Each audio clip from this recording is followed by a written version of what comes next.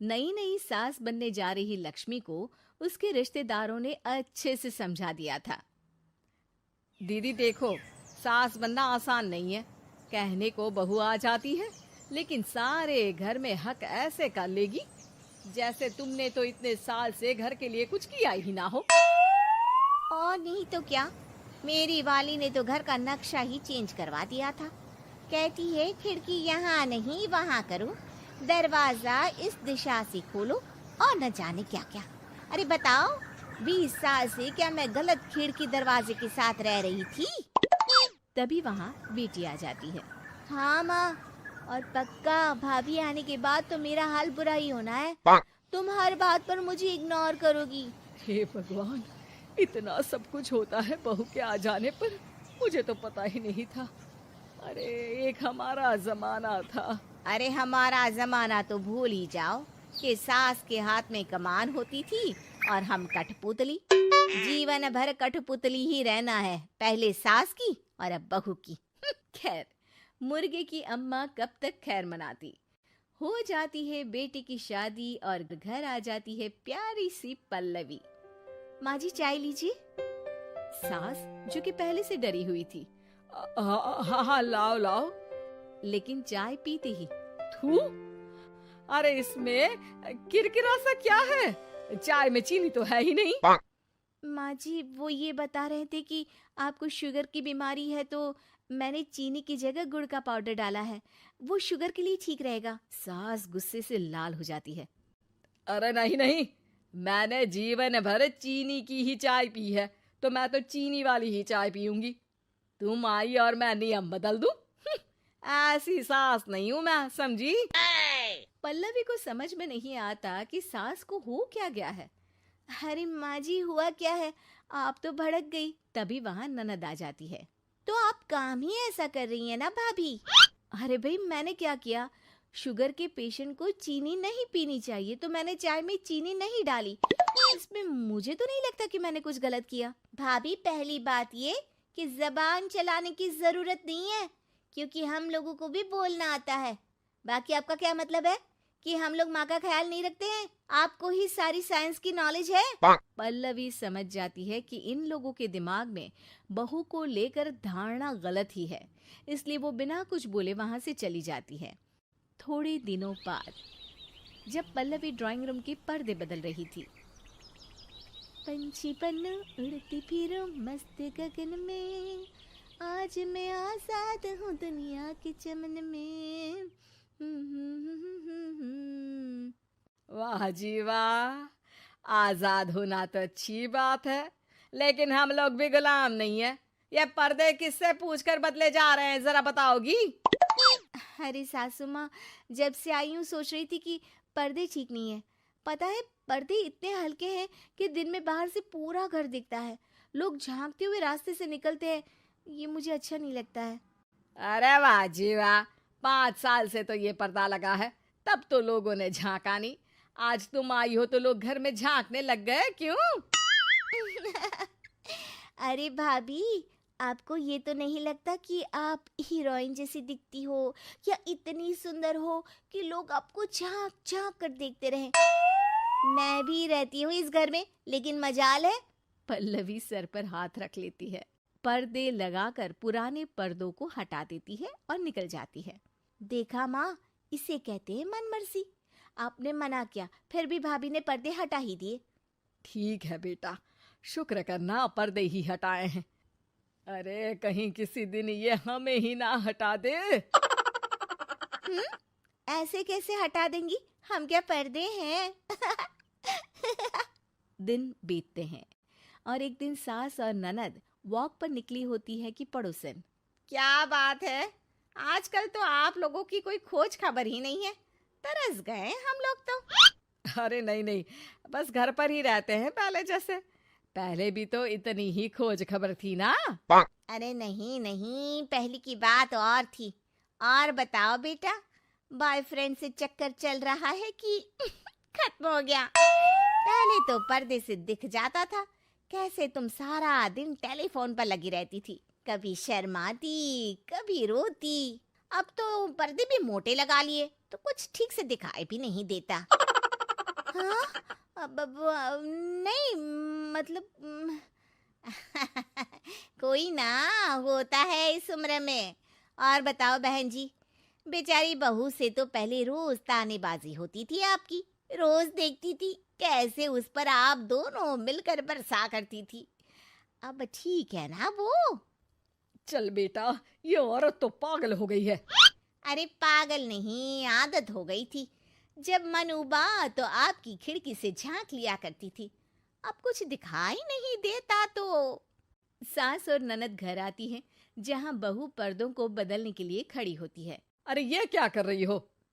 आपने ही कहा था ना पर्दे बदल देना।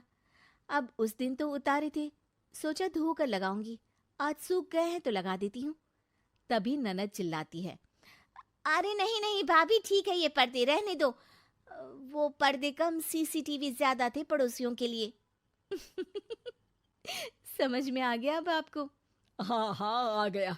अब जरा चाय तो बना कर ला दे। पल्लवी सास को चाय लाकर जैसे ही देती है, चाय पीकर सास झूमने लगती है और जमीन पर गिर जाती है।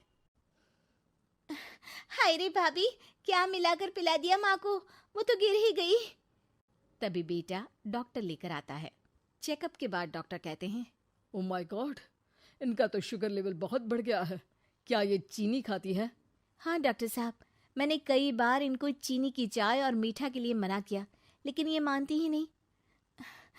माँ को कुछ होगा तो नहीं ना? वो ठीक तो हो जाएंगी ना? अरे बहू की बात नहीं मानती तो क्या बेटी की भी नहीं मानती है ये? बेटा, आप नहीं रोकती अपनी माँ को चीनी की चाय और मीठा खाने से? बेटी क्या बोलती, उसे वो दिन याद आ जाते हैं जब उसने भाभी को इस बात के लिए भला बुरा सुनाया था। डॉक्टर के जाने के बाद, भाभी मुझे माफ कर दो, लोगों के कहने में आकर हम लोगों ने आपसे बहुत बुरा व्यवहार किया, जबकि ससुराल वालों को ये समझना चाहिए कि घर बहू का भी होता है।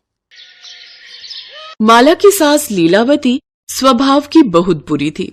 वो अपने बेटे किशन की शादी एक अमीर परिवार में करना चाहती थी, पर किशन को माला से प्यार हो गया और उसने माला को अपनी पत्नी बना लिया।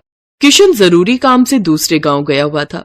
वहां किशन की तबीयत अचानक बिगड़ गई, जिस कारण किशन कुछ दिन माला के घर पर ही रहा था। तब माला और उसके बूढ़े पिता ने किशन की खूब देखभाल की थी, इसीलिए किशन को माला का स्वभाव बहुत अच्छा लगा था। किशन को माला की सच्चाई पता थी कि माला बचपन से बोल नहीं सकती, वो गूंगी है, पर किशन को फिर भी इस शादी से कोई ऐतराज नहीं था। उसने कलावती को शादी के लिए तो मना लिया, पर कलावती एक गूंगी बहू के आने से नफरत से भरी हुई थी। माँ, भैया ने तो हद ही कर दी, तुम्हारे तो सारे सपनों पर पानी फिर गया। भैया एक तो गूंगी बहू ले आए, ऊपर से गरीब, अपने साथ दहेज में एक अंगीठी उठा लाई है। मुझे तो लगता है कहीं अंगीठी जलाकर हमें ही ना उसकी आग पर सेक दे। अरे तू चुप कर, फालतू की बातें मत बोल। इसे तो मैं ऐसे रखूंगी जैसे घर के नौकर भी नहीं रखे जाते होंगे। मैंने उसे आते ही घर के सारे काम करने में लगा दिया है। बस कुछ दिनों की बात है, अपने आप ही परेशान होकर मेरे बेटे को छोड़कर चली जाएगी। मैं इसे इतना तंग कर दूंगी। लीलावती ने सोच लिया था कि वो माला के जीवन को दुखों से भर देगी, इसीलिए वो उसे बहुत तंग करती थी।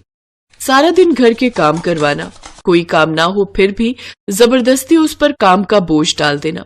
माला कपड़े धोकर थोड़ी देर पहले ही सूखने डालकर आई थी, वो कुछ बोल नहीं सकती थी।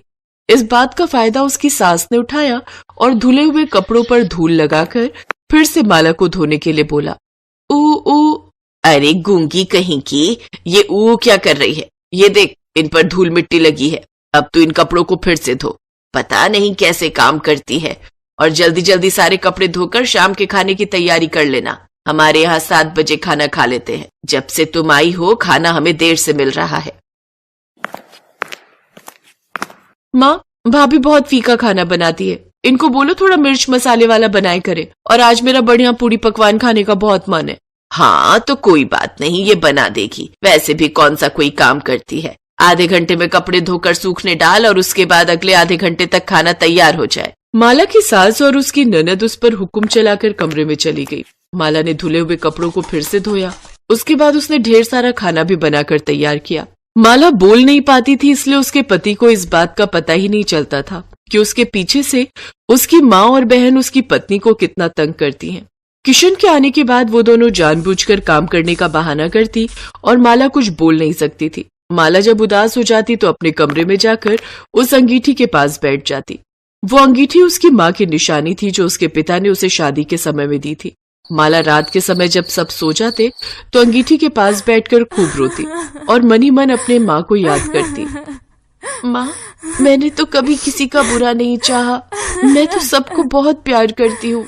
मैं माँ जी की भी बहुत इज्जत करती हूँ, पर वो मुझसे कभी भी ठीक से बात नहीं करती, हमेशा मेरे साथ बुरा बर्ताव करती है। काश मैं बोल पाती तो मेरे साथ ये सब ना होता। माँ, मैं क्या करूँ? माँ, मैं तुम्हें बहुत याद कर रही हूँ। माला फूट फूट कर रोने लगती है। तभी अंगीठी में से तेज रोशनी निकलने लगती है और अचानक अंगीठी की रोशनी से माला की माँ की आत्मा प्रकट होती है। माला, रो मत मेरी बच्ची, मैं तुझे अपनी शक्तियों से आवाज दूंगी। अब तू गूंगी नहीं रहेगी, अब तू बोल पाएगी, अन्याय के खिलाफ लड़ पाएगी। याद रख बेटी, अन्याय करने वाले से ज्यादा अन्याय सहने वाला गलत होता है। मेरी बेटी बहुत बहादुर है और मैं जानती हूँ वो अपने खिलाफ अन्याय का सामना जरूर करेगी। मुझे माँ कहकर पुकारो बेटी, देखो तुम बोल पाओगी। माँ, माँ, मैं बोल सकती हूँ माँ, आपने तो ये जादू कर दिया, अब मैं बोल पाऊंगी माँ। तुम्हें कभी भी कोई तकलीफ हो तो मुझे याद करना, मैं तुम्हारी मदद के लिए जरूर आऊंगी। माला अपनी माँ के गले लग जाती है और उसकी माँ की आत्मा वापस अंगीठी में गायब हो जाती है और वो जादुई अंगीठी फिर से एक बार साधारण अंगीठी बन जाती है। अगले दिन जब सब सोकर उठे तो उन्होंने माला को बोलते हुए देखा। माला ने सब सच बता दिया। माला, मैं बहुत खुश हूँ कि तुम बोल सकती हो। हाँ, मैं अब बोल पाऊंगी, अब मैं खूब बातें करूंगी। माँ जी सुनैना, देखो मैं बोल सकती हूँ। माला के बोलने की बात सुनकर किशन तो बहुत खुश था, पर माला की सास और ननद दोनों अंदर ही अंदर जलन से भर गई। माँ, अब तो भाभी बोलने भी लगी है। अगर इन्होंने भैया को हमारी शिकायत कर दी तो फिर तो हम दोनों की खैर नहीं। कहीं ऐसा ना हो इसके बहकावे में आकर भैया हम दोनों को घर से निकाल दे। तुम्हें कुछ करना पड़ेगा माँ। इसका अब एक ही रास्ता है, हमें उस अंगीठी को ही नष्ट करना होगा। जिस जादुई अंगीठी से इसकी आवाज आई है, हो सकता है उस अंगीठी को तोड़ने से इसकी आवाज वापस चली जाए। हाँ माँ, तुम ठीक कह रही हो। माँ, ये सब किया धरा इसकी माँ की उस जादुई अंगीठी का है जो ये अपने साथ लाई थी। चलो माँ, हम उसकी अंगीठी को तोड़ देते हैं। लीलावती और उसकी बेटी गुस्से में माला के कमरे में जाती है और जादुई अंगीठी को तोड़ने के लिए जैसे ही उठाने लगती है, उसमें से आग निकलने लग जाती है और वो दोनों घबरा जाती हैं और बचाओ बचाओ चिल्लाने लगती हैं। कमरे का दरवाजा जादू से बंद हो जाता है। अरे, ये दरवाजा कैसे बंद हो गया? कोई बचाओ, हम दोनों जल जाएंगे, कोई बचाओ। आवाज सुनकर माला दौड़ती हुई कमरे के पास आती है। तब तक किशन भी घर आ चुका था। अंगीठी में से आवाज आती है, तुम दोनों ने मेरी बेटी माला को बहुत तंग किया है। किशन बेटा, तुम्हारी माँ और बहन दोनों मेरी बेटी माला पर बहुत अत्याचार करती रही हैं। इन दोनों ने मेरी बेटी का जीना दूभर कर दिया था। अब मेरी बेटी की आवाज लौट आई तो ये भी इन दोनों से सहन नहीं हुआ, इसीलिए मुझे वापस यहाँ आना पड़ा। किशन को सारी सच्चाई पता चल चुकी थी। माँ, सुने ना, तुम दोनों ने मेरी पीठ पीछे मेरी पत्नी को इतना तंग किया। माला ने आपका क्या बिगाड़ा है? ये आपकी इतनी सेवा करती है। आप दोनों को तो खुश होना चाहिए कि माला बोलने लगी है। हमें माफ कर दो, हमसे गलती हो गई बहू। भाभी, हमें माफ कर दो, हमें इस आग से बचा लो भाभी।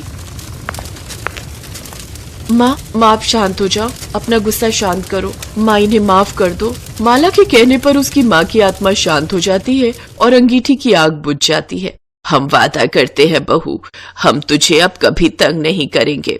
हाँ भैया, अब हम भाभी को कभी कुछ नहीं कहेंगे। माँ जी, माँ के जाने के बाद मैंने सोचा था कि मुझे माँ मिल जाएगी। मैंने हमेशा आपको अपनी माँ माना है और ननद जी को अपनी बहन। मैं तो सिर्फ आप सबका प्यार पाना चाहती हूँ। हम सबको प्यार से मिलकर रहना चाहिए। हाँ बेटा, अब हम भी अपनी बहू को शिकायत का कोई मौका नहीं देंगे। हम सब प्यार से रहेंगे। देखा माँ, माला का स्वभाव कितना अच्छा है। इसने आपको कितनी जल्दी माफ कर दिया। हाँ बेटा, अब हम भी अपनी बहू को शिकायत का कोई मौका नहीं देंगे। हम सब प्यार से रहेंगे।